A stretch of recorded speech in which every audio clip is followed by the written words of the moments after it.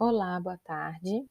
Meu nome é Jade. Eu vou falar sobre o sistema pelinérgico, o papel na fisiologia e patologia humanas e as potenciais aplicações terapêuticas. Lá em 1993, o Dowd e Coles, eles identificaram um gene que tinha uma grande homologia com o gene que codifica o receptor de tipo 1 da angiotensina 2, que é a AT1. E esse receptor ele foi denominado APJ, e ele permaneceu sozinho até 1998. Que foi quando o Takemoto e o Coles descobriram um ligando endógeno seletivo para ele, que foi dado o nome de apelina, que em inglês é apelin, para APJ endógenos ligand. E os primeiros estudos, eles demonstraram que a apelina e o seu receptor, eles são expressos de uma forma praticamente universal, e se destacando no coração, no cérebro, nos rins e nos pulmões. A distribuição do sistema pelinérgico nesses tecidos sugeriu que poderiam ter papéis importantes na fisiologia. E a apelina, ela está envolvida na regulação das funções cardiovascular, gastrointestinal, imunológica, na fisiologia óssea, homeostasia de fluidos e também no desenvolvimento embrionário do sistema cardiovascular. E recentemente foi demonstrado o envolvimento desse sistema na patogênese de algumas doenças, nelas como a hipertensão arterial, obesidade, insuficiência cardíaca, diabetes tipo 2, intolerância à glicose, infecção pelo HIV, diabetes insípido, úlcera gástrica, na osteoporose. E em 1993, eles caracterizaram um fragmento de 700 pares de base, usando a reação de cadeia de polimerase, que é o PCR. E com essa análise foi reveladas várias semelhanças com a sequência gênica dos domínios transmembranários do receptor acoplado da proteína G, que é a GPCR. E a proteína codificada, ela possui 380 aminoácidos, e ela foi denominada de APJ. E foi verificada uma grande homologia entre o receptor APJ e o receptor AT1, e uma grande semelhança na expressão tecidual desses dois receptores. Só que a apelina ela não se liga ao receptor AT1 e nem a angiotensina 2 se liga ao APJ. E apesar de predominantemente localizado na membrana, o APJ também foi encontrado no núcleo das células do cerebelo e do hipotálamo humano, sugerindo que esse receptor possa ter um possível papel na regulação e na transcrição de genes, assim como foi demonstrado para a angiotensina 2. E depois do estudo da distribuição do receptor APJ em ratos, camundongos e humanos, foi concluído que ele é abundante no sistema nervoso central e também em outros vários tecidos periféricos, destacando no pulmão e no coração. No sistema cardiovascular, esses diversos estudos que já foram realizados demonstraram que o receptor APJ está presente nas células endoteliais de pequenos vasos intramiocárdicos, renais, pulmonares e suprarrenais. E eles também estão em artérias coronárias, células endoteliais endocárdicas e em células musculares lisas vasculares. E como nós vimos, né, o receptor APJ, ele permaneceu, digamos que órfão até 1998, quando o Takemoto e o Coles isolaram o peptídeo com 36 aminoácidos a partir do extrato do estômago bovino, e era a apelina, e que ela induzia acidificação extracelular e inibição da formação de AMPC numa linha celular de ovários de hamster chineses, que apresentavam esse receptor APJ. E nos primeiros trabalhos sobre a apelina, foram identificados diferentes isoformas, que se pensa poderem existir em vivo também. Que aí foram descobertas a apelina 36, a apelina 17, a apelina 13 e também a apelina 13 na forma piroglutaminada, que é a isoforma com resíduo de glutamato no terminal N2. E as isoformas mais curtas, elas parecem ser mais potentes nessa ação cardiovascular, enquanto a apelina 36, ela é mais eficiente no bloqueio da infecção do HIV em células APJ positivas. E atualmente, acreditam-se que a apelina 36 ela funciona como um precursor com uma atividade biológica limitada, até sofrer a proteólise e modificações pós-translocacionais para dar origem a peptídeos biologicamente mais ativos. E já foi descrito por Lee Coles um possível antagonista do receptor APJ. Por substituição da fenilalanina no terminal C da apelina 13 por um resíduo alanina, cria um peptídeo que anula, de uma forma assim, independente da dose, a ação hipotensora da injeção intravenosa de apelina 13 nos ratos. Aí aqui, para ilustrar a apelina 36 e a apelina 13. E os primeiros estudos que caracterizaram a distribuição tecidual da apelina foram realizados em tecidos de ratos e demonstraram a presença do seu pré-propeptídeo numa grande diversidade de tecidos. E em humanos, o RNA mensageiro da pré-proapelina existe em grande quantidade no sistema nervoso central e na placenta, e em quantidades mais moderadas nos rins, no coração, nos pulmões e nas glândulas mamárias. E é de se salientar que do fato que a apelina é biologicamente mais ativa se encontra no miocárdio, no endotélio cardíaco e no endotélio dos grandes vasos de pequenas veias e artérias. E a concentração de apelina circulante nos humanos, ela é estimada mais ou menos entre 3 e 4 nanogramas por mililitro. E essa é uma concentração baixa quando compara com a quantidade de outros hormônios circulantes. Mas ela é comparável à de medidores vasoativos, que eles são derivados do endotélio, assim, sugerindo uma liberação endotelial da apelina. E atualmente atribui-se à carboxipeptidase ECA2, que é a enzima de conversão da angiotensina de tipo 2, o papel de degradação da apelina ao clivar a fenilalanina do terminal C dos peptídeos apelinérgicos com alta potência enzimática e eficácia. E essa relação sugere uma grande importância da apelina na regulação vascular, já que essa ECA2 ela participa no eixo da renina-angiotensina-aldosterona e a ECA2 ela também participa na degradação da angiotensina. Ao contrário da ANG2, a ECA2 parece desempenhar um papel importante na proteção cardíaca e renal. E uma das principais vias de transdução de sinal da apelina, ela depende da interação com uma proteína GI acoplada ao receptor APJ, independente da proteína RAS, porém independente da proteína quinase C, que é a PKC. Tá aqui.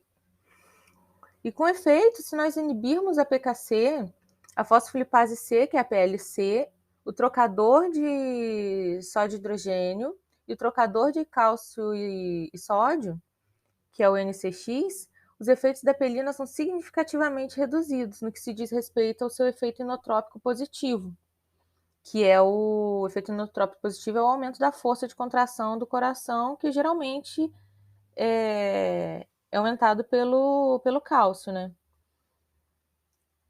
E a ativação da PKC, ela resulta na fosforilação do NHE, que vai promover a alcalinização no interior da célula e a sensibilização dos miofilamentos ao cálcio.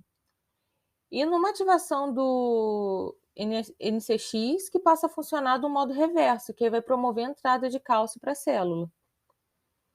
E Hashimoto e Coles, eles demonstraram recentemente que a apelina ela induz a fosforilação de cadeia leve da miosina nas células musculares lisas vasculares, que são de suma importância para iniciar a contração do músculo liso, né?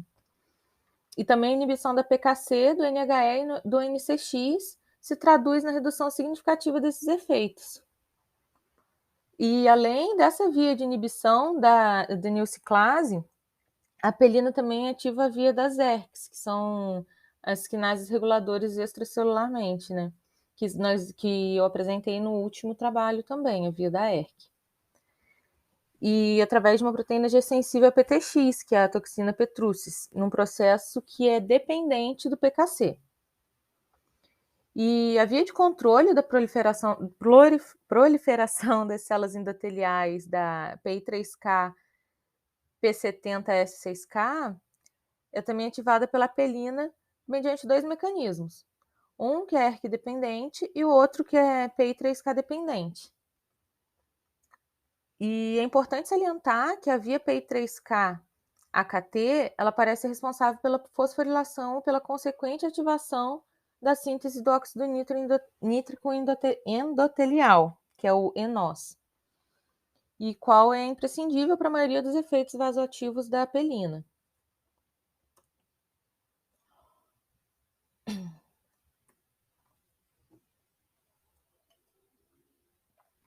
O desenvolvimento e função cardiovasculares. A apelina e o seu receptor, eles são expressos em tecidos embrionários e em tecidos adultos. E dessa forma, eles desempenham um amplo espectro de ações, que iniciam em fases muito precoces do desenvolvimento cardiovascular e que continuam até a idade adulta. Como, por exemplo, a autoexpressão do receptor do APJ no endotélio dos vasos embrionários, a túnica íntima dos vasos da retina, o aumento e a diminuição da expressão desse receptor durante a formação e também a estabilização dos vasos da retina. E esses dados, eles fortalecem a ideia de que a apelina ela desempenha um papel importante na proliferação das células endoteliais, tanto no desenvolvimento embrionário e estados fisiológicos, quanto em estados patológicos, que, como por exemplo, em neoplasias malignas e retinopatia diabética. E assim, poderão ser imaginadas possíveis aplicações terapêuticas futuros com o uso de agonistas para a promoção da angiogênese terapêutica, como por exemplo em situações isquêmicas, e também de antagonistas angiogênicos como estratégia para controlar o crescimento tumoral e a retinopatia diabética. E os primeiros estudos sobre a distribuição tecidual da apelina e do receptor APJ demonstraram uma alta expressão de RNA mensageiro no coração e em vasos sanguíneos de ratos e humanos. A expressão do APJ é especialmente elevada no coração do rato e a apelina é abundantemente expressa nas células endoteliais dos grandes vasos quando são humanos. E mais recentemente foi detectado RNA mensageiro do receptor APJ na túnica média dos grandes vasos e imunorreatividade à apelina nas células endoteliais de pequenos vasos de resistência. E em 2000, Lee e Coles, eles demonstraram que após a infusão intravenosa de apelina 13 em ratos anestesiados, as pressões arteriais sistólicas e diastólicas sofriam uma queda temporária de cerca de 10 milímetros de mercúrio. E seguindo esse trabalho, né, dos ratos anestesiados, outro grupo de pesquisadores demonstraram que a eficácia do efeito hipotensor ele estava inversamente correlacionado com o peso molecular da isoforma da apelina, sendo que esse efeito ele era abolido após a administração de um inibidor da síntese de óxido nítrico, o que sugere que a apelina exerce seus efeitos vasoativos diante de um mecanismo dependente de óxido nítrico. E a apelina ela causa uma vasodilatação dependente do endotélio mediante a ativação da AKT, que vai fosforilar o ENOS, que é a síntese do óxido nítrico endotelial. E também vai promover a liberação de óxido nítrico e o aumento dos níveis de GMPC, que é o monofosfato de guanosina cíclico. E, no entanto, pode desencadear uma resposta vasoconstritora na presença de endotélio disfuncionante, atuando, nesse caso, sobre as células musculares lisas, que também expressam o receptor APJ. E, relativamente aos efeitos cardíacos, os Zocode e o Coles demonstraram que em preparações de corações intactos de rato, a apelina 16 tinha um efeito inotrópico positivo, aumentando a contractilidade. E experiências em vivo confirmaram que esse resultado, mediante de um aumento de pressão máxima desenvolvido e da velocidade de elevação da pressão intraventriculares. E estudos hemodinâmicos em camundongos demonstraram que a administração de apelina diminui a pré e a pós-carga do ventrículo esquerdo, aumentando cronicamente o débito cardíaco sem evidências de hipertrofia. E em um estudo feito pelos pesquisadores que desenvolveram esse artigo, para além de confirmar o efeito inotrópico positivo em vivo, ele demonstrou também o efeito inotrópico negativo da apelina no músculo cardíaco isolado, que sugere que poderão ser necessárias outras células, além dessas miocárdicas, para que o efeito inotrópico positivo se manifeste. E também foi demonstrado que a apelina não exerce nenhuma função evidente sobre as propriedades diastólicas do músculo. E o par da apelina PJ, ele está intrinsecamente relacionado com o angiotensina 2, com o seu receptor na regulação da fisiopatologia da função cardiovascular. E num importante estudo que foi feito por Iwanaga e Coles, em ratos com insuficiência cardíaca, que esses ratos apresentavam uma expressão reduzida da apelina e do receptor APJ. O tratamento com telmisartan, que é um antagonista dos receptores AT1, ele fez que os níveis de apelina voltassem ao normal, sugerindo que a eficácia da inibição dos receptores da angiotensina na insuficiência cardíaca pode também dever-se a uma restituição dos níveis normais de apelina, que é um potente agente inotrópico positivo endógeno. E assim é sugerida uma regulação direta do par apelina-PJ com angiotensina 2 AT1. E a demonstração que o exercício físico promove o aumento da expressão da apelina e do receptor APJ no miocárdio de ratos hipertensos e a transformação de uma hipertrofia patológica, que é de etiologia hipertensiva, numa hipertrofia fisiológica, em razão do exercício, nos leva a pensar que o efeito benéfico da atividade física na redução dos valores de tensão arterial em hipertensos pode, em parte, ser devido a um aumento na expressão do sistema apelina-PJ no nível cardiovascular. E, além dos seus efeitos fisiológicos, a apelina também foi relacionada na patogênese da insuficiência cardíaca. Nos primeiros estudos, foi verificado que os níveis circulantes da apelina estavam aumentados nos doentes com insuficiência cardíaca, que estava em início recente, e diminuindo progressivamente com o agravamento da doença. E lá em 2006, Dye e Coles, eles demonstraram que a apelina exerce uma ação inotrópica positiva significativa no miocárdio insuficiente, e em consequência de um aumento transiente do cálcio. Em estudos recentes, revelaram que a terapia com apelina em ratos com lesões miocárdicas induzidas pela isoprelina promove a recuperação da função cardíaca, tendo também um efeito cardioprotetor, como, por exemplo, contra a peroxidação lipídica. Os níveis de apelina eles estão reduzidos em pacientes com doença coronária sujeitos à hemodiálise, sendo especulado também que a apelina possa estar envolvida na fisiopatologia da doença cardiovascular secundária à insuficiência renal crônica, o que pode ser utilizado no futuro como uma forma de tratamento da cardiomiopatia urêmica.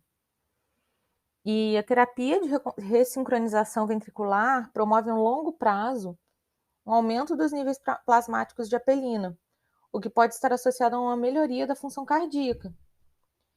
E apesar de ter sido considerado um possível marcador de hipóxia cardíaca, tanto na aguda quanto na crônica, os níveis circulantes de apelina eles não parecem ser úteis na avaliação clínica e nem no prognóstico de doentes com insuficiência cardíaca aguda ou crônica. E a apelina ela poderá ser utilizada como marcador para avaliar o risco de desenvolver uma fibrilação auricular isolada e também como marcador diagnóstico para distinguir a dispneia de causa pulmonar da que é de origem cardiovascular. Em relação a esse último aspecto, foi demonstrado por Elinor e Coles que o paciente com fibrilação auricular isolada, os níveis de apelina eles estão reduzidos, que sugere que a concentração sérica desse peptídeo pode vir a ser utilizado como índice de risco para o aparecimento desse tipo de arritmia em sujeitos que ainda não manifestaram. E é interessante notar que os níveis plasmáticos da apelina 36 eles são diminuídos em pacientes com doença crônica do parênquima pulmonar e com a função cardíaca preservada. E a determinação dos níveis de apelina 36 e pró-BNP, que é o precursor do peptídeo natriurético do tipo B, pode constituir um novo meio de diagnóstico que permite distinguir a dispneia de causa pulmonar de causa cardiovascular. E como foi dito, o receptor APJ e apelina, eles estão expressos em várias áreas do sistema nervoso central, e de forma intensa nos núcleos supraóticos e paraventricular do hipotálamo. E dado esse padrão de expressão, foi sugerido que o sistema apelinérgico pudesse estar envolvido na modulação da atividade do eixo hipotálamo hipofisário e também na homeostasia de fluidos. E já demonstraram que a administração da apelina aumenta os níveis séricos de ACTH, que é o hormônio adrenocorticotrófico, e também de corticosterona, diminuindo os níveis também de prolactina e FSH, que é o hormônio folículo estimulante, e o LH, que é o hormônio luteinizante, nos 30 minutos seguidos da infusão. E um estudo recente mostrou que a apelina ela se localiza sobretudo nas células corticotrópicas, promovendo assim uma liberação de hormônio adrenocorticotrófico, e também de uma forma autócrina parácrina, e o que aponta para a existência de um sistema pelinérgico na hipófise de ratos adultos. E apesar de intensa a expressão do receptor APJ de apelina nos neurônios vasopressinérgicos ter sugerido uma importante função na homeostasia de fluidos, existe uma grande discrepância dos resultados dos estudos relacionados a isso, já que a administração da apelina em ratos surgiu associada à redução do consumo de água e também com o seu aumento. E uma vez desvendada a associação entre a apelina e a homeostasia hídrica corporal, novas propostas terapêuticas relacionadas com esse binômio apelina-APJ vão poder surgir no campo de doenças como hipertensão e o diabetes insípido. E lá em 2005, Bolcher e Coles, eles demonstraram que a apelina era uma nova adipocina endócrina, né? Que ao ser produzida em adipócitos maduros de camundongos e seres humanos. E além disso, importantes correlações com os níveis de insulina e com a obesidade foram estabelecidas, sendo evidente um grande aumento dos níveis de apelina no plasma e nos adipócitos de camundongos obesos com hiperinsulinemia, assim como uma reduzida secreção de apelina pelos adipócitos de ratos que são insulino-dependentes com baixos níveis de insulina e durante o jejum, sendo essa secreção uma resposta rápida após a ingestão de alimentos, permitindo assim concluir que a insulina ela provoca um aumento da expressão de apelina. E essa importante relação com a insulina ganhou um novo contorno quando foi demonstrado que o receptor APJ é expresso nas ilhotas pancreáticas e que a apelina inibe a secreção de insulina dependente da glicose através de uma ação direta sobre as células beta nos camundongos. E é interessante verificar que existe uma correlação positiva entre os níveis séricos de apelina e o IMC, que os níveis séricos de apelina estão aumentados em doentes diabéticos ou com intolerância à glicose, e que o fator de necrose tumoral alfa, TNF-alfa, promove um aumento da quantidade de apelina em adipócitos humanos da apelina. E foi verificado que a administração intraperitoneal da apelina em camundongos normais e obesos durante 14 dias diminuiu a adiposidade corporal sem afetar o consumo de alimentos.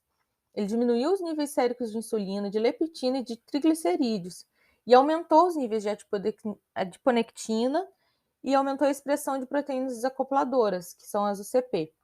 E também diminuiu o quociente respiratório. E a apelina, ela pode desempenhar também um importante papel na regulação da função cardiovascular no diabetes. O tratamento de camundongos diabéticos com apelina promove um aumento da resposta vasodilatadora à acetilcolina através da via PI3K, KT e NOS.